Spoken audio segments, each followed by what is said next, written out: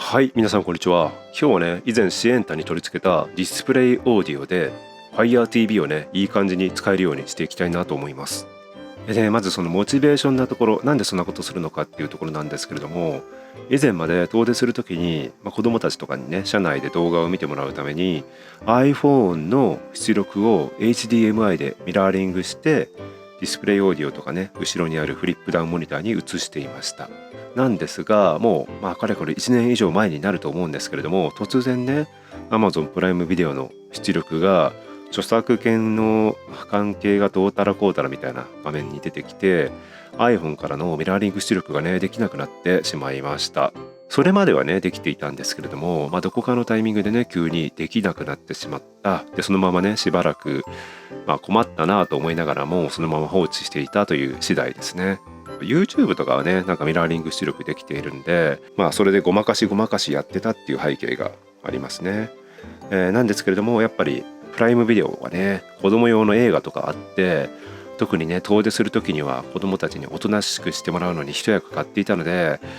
地味に不便だなと思っていたので、ここでね、ようやく重い腰を上げて、ちょっとね、手を加えていこうかなというふうに思っています。じゃあね、具体的に何をしていくかっていうことなんですけれども、まずは iPhone の代わりに Fire TV を使うことにしますと。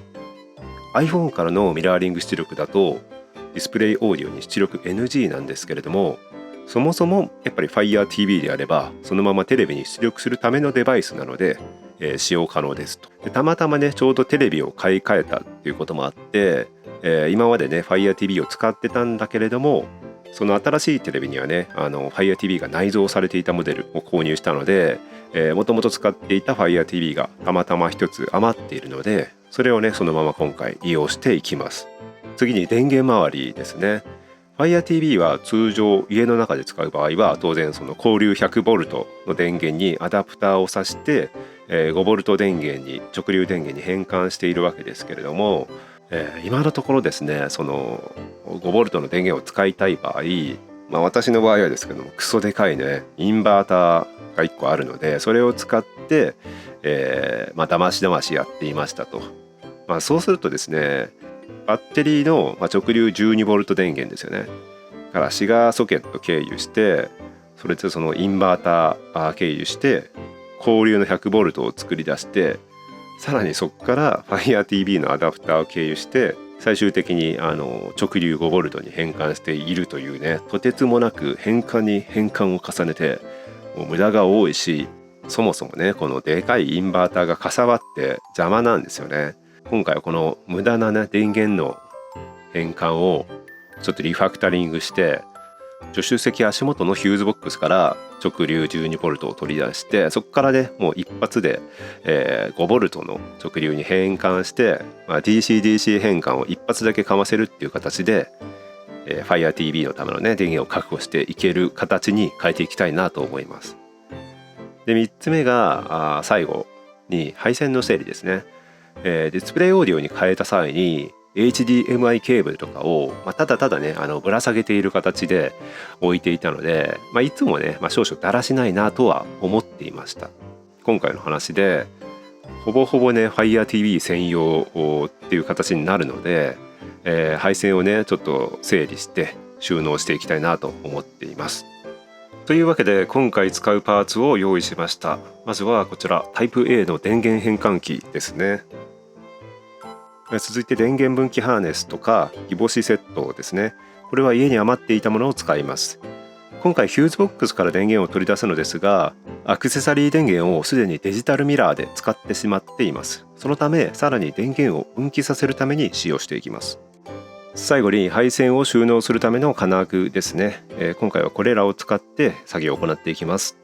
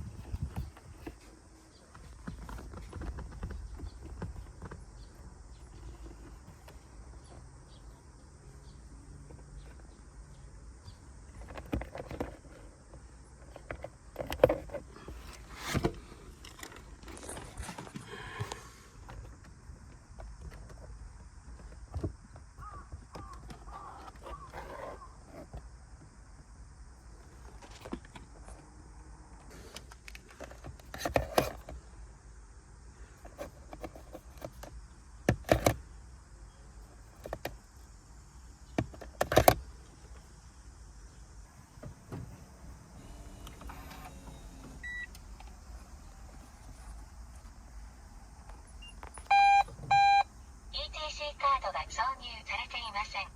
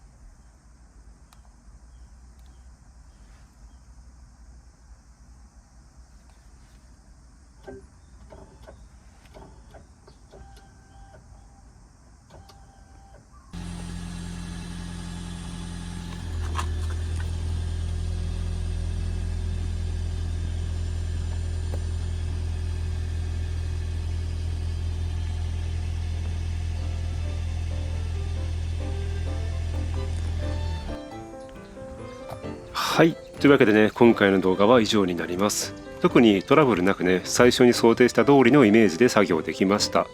一応ね、アクセサリー電源と連動しているので、車を運転するたびに頻繁にね FireTV がオンオフを繰り返すことによって、故障したりすると怖いのでね、使う時以外は電源を抜いてあります。そもそも FireTV はコンセントに差しっぱなしというか据え置きでの使用前提としてるので、あんまりオンオフを繰り返すことで、使い方を想定してないんじゃないかなというようなところでの配慮になりますね。あとはここまでやるんだったら、そもそもディスプレイオーディオじゃなくて Android 内蔵ナビにすればっていうところはちょっとあるんですけれども、あくまでね今あるものでお金をかけずにやったらというところでこういう形に落ち着きましたと。もしね、次回ナビを入れ替えるタイミングとかがあればディスプレイオーディオじゃなくて Android 内蔵ナビにしたいなとは思っています。もしね同じように悩んでいる方いればぜひね参考にしてみてください。今回の動画が面白かったり参考になったよという方、ぜひね高評価やチャンネル登録をお願いします。それではまたね次の動画でお会いしましょう。